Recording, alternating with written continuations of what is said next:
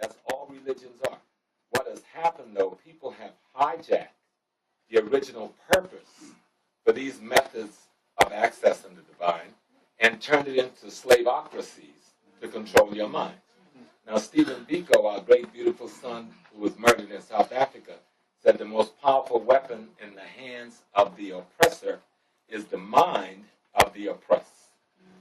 The most powerful weapon in the hands of the oppressor is the minds of the oppressed. And what most theocracies are used for today is to control your mind. You know, brothers we know, like who are Muslim, when we said Bismillahirrahmanirrahim, Kul Allahu Ahad, Allahu Samad, Balam Yalid, Balam Yalad, Balam Yakul Kufuwan Ahad, Allahu Akbar. We said we know that God is one, He begets none, nor is He begotten. There's none like and none to the divine, right? But then you go all the way back to Kemet, Egypt, and then you read the prayer of Akhenaten, and it says, O soul God, you who gave birth to none, and who was given birth to by none, you alone, O divine soul God, do I worship. That prayer is no different from the ikhlas of Islam. Of course, Prophet Muhammad did not say, I come to bring a new religion. He actually said, I come not to bring a new religion. So we have to ask the question, have we got a new religion? Christ didn't come to bring a new religion. He never said he come to bring a new religion. That's something Paul, who wasn't even a disciple, an apostle, who was a murderer killing off Christ's followers, gave you the religion of Christianity. Christ said, I come as a fulfillment of the law. And if you say the law, you're talking about Torah. Well, guess what? Torah simply means wisdom. What wisdom? The wisdom that we're now talking about right here from Kemet. Kemet represents the culmination of Africans' understanding of their relationship to the divine. Everybody in this room, and what this book is explaining to you, that everyone in this room, everything in this room, everything in existence is an expression of an aspect of the divine having the peculiar experience it's having. You know, it's like a light. Let me read something I wrote a long time ago about light, and it makes it sound a little simple. It said, and the great light brought out of itself smaller lights. For it is only through constant replication that the great light continues to exist and know that it exists. Each small light represents an aspect of the personality of the divine. Each of us are like small lights, like the sun. That's why we use it as the sun. It gives off all of this light.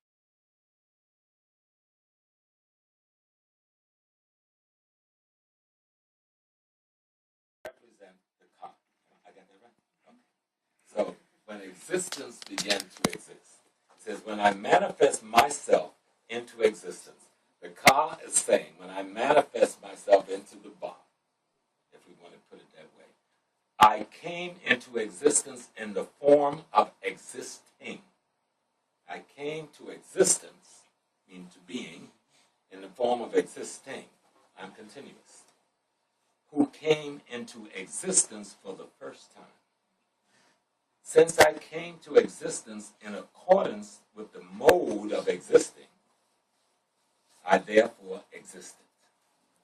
Meaning, the God that we reference, the Amen, the unknowable, the unseeable, the one that we can't know, we know that divine because we are expressions of aspect of that divine's essence having this experience.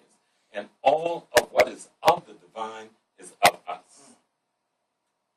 And one of our purpose, the ancestors say, is to perfect ourselves so that we return back to that divine that projected us out like a boomerang. You know, it goes out and it may, no matter how far it goes, it comes back to the source of the force that sent it out. And that's the way we are. When you read this book, you begin to understand how to restore yourself. The Merkaba, tells you how to begin to restore yourself. She referred to it as being the unconscious, is the unconscious consciousness. I'm getting old, you know. So to really understand how to recognize the consciousness and how to know that you've become conscious. And so the book is really simplifying what can be very complicated if you had to do all this research on your own.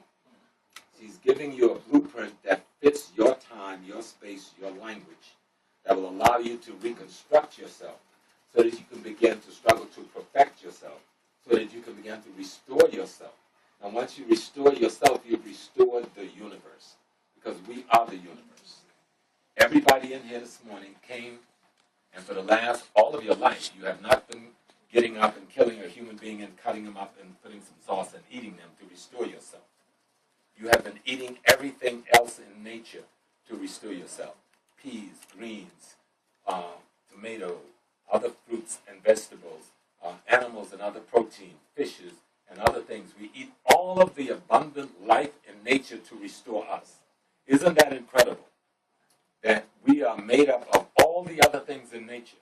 You know, the skeleton renews itself every 10 years. The skin renews itself, I forgot how many times.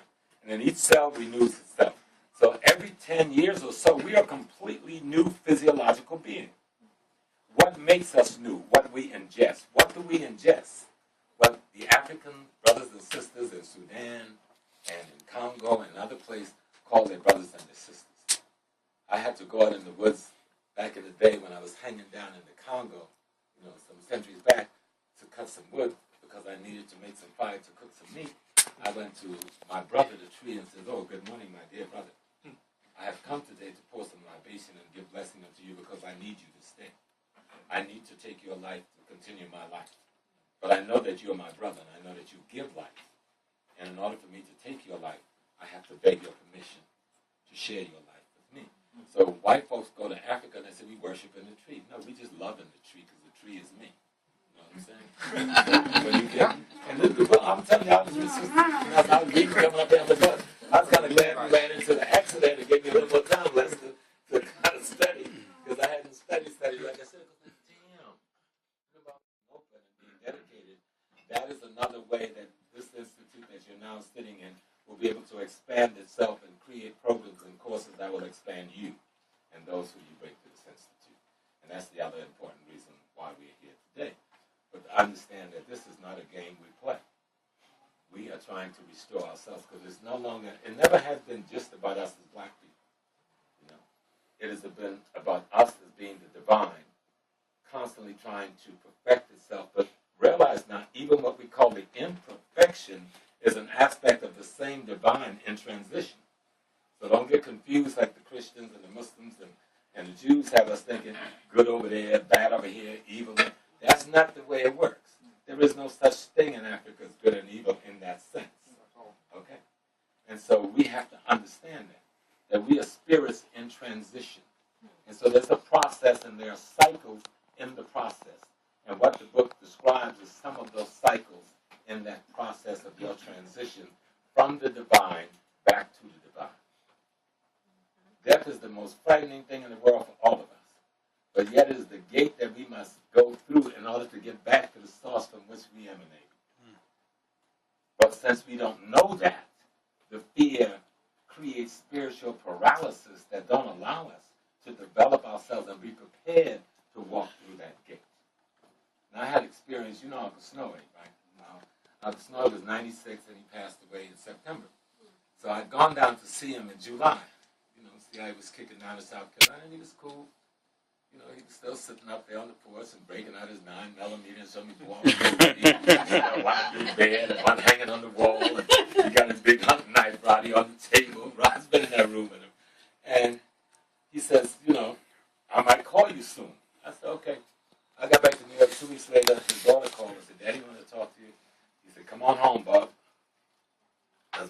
last brother. I said, what's up? He said, I'm getting ready to leave, and I want you to be here with me. So I got on the plane, flew to South Carolina, in a little car, drove on down to the plantation, and sat with them, and he was able to talk for the first 2 days. The last 2 days, his voice is gone, but he still communicated. We still smile and laugh. And the last thing he wrote on the paper for me was to go to the ancestral places, an old township called the Freewood. We come from a maroon community, a runaway community, from the enslavement. And so he wanted me to go there. So I went about 11 in the morning. But having been gone almost 50 years, I don't recognize nothing. There's subdivisions and housing and everything, shopping mall, new high schools. But I feel where I'm at, you know, and I drive around through some of the fields. And I get back about 9 o'clock at night to his house, and he's laying out there sucking a lollipop. And I told him, I said, I spent the whole day with the ancestors, just riding around with them, and I could feel them. And he started smiling, just happy. I left him at 11 o'clock. He went to sleep then, and he never woke up. At 2, they discovered he had made his transition. Never complained, never did that. He smiled and he played with us right until he left. Made it very clear, no doctor, no hospital, no nothing. I'm leaving, and I just want y'all to be with me while I go. Now here's a man who had seen that gate, who understood he was walking through, that there's a transition, he's going home. He told me, he says, I talked with your mother, that's his sister, my mother, and who had transited a few years ago. And he said, I talked with your mother, my sister, and she's happy. And he talked with his brother, and he talked with grandma and them, and he told me about all these conversations he had with them over the 2 days. And then he just left. Now my mom left the same way. She went to the plantation, she was in town with my sister, she went to the plantation. She had some business to deal with one of Martha's kids who had used somebody's credit card. She got through chastising her, and then she sent everybody to go on errands. And 10 minutes later, when they came back, she was in her mother's rocking chair, gone. Just left. Mama left the same way. So they understood that their spirits in transition. And so when we look at the KaAbBa, when we look at the expression that Dr. Nelson has put forth in this new literature, to teach us how to grow ourselves so that we again become ourselves. That's not simplifying your simplification. And so it is worth buying and referring it to friends. It is absolutely worth studying because it's going to teach you how to see. If you think you understand Islam, read this book. If you think you understand Christianity, read this book.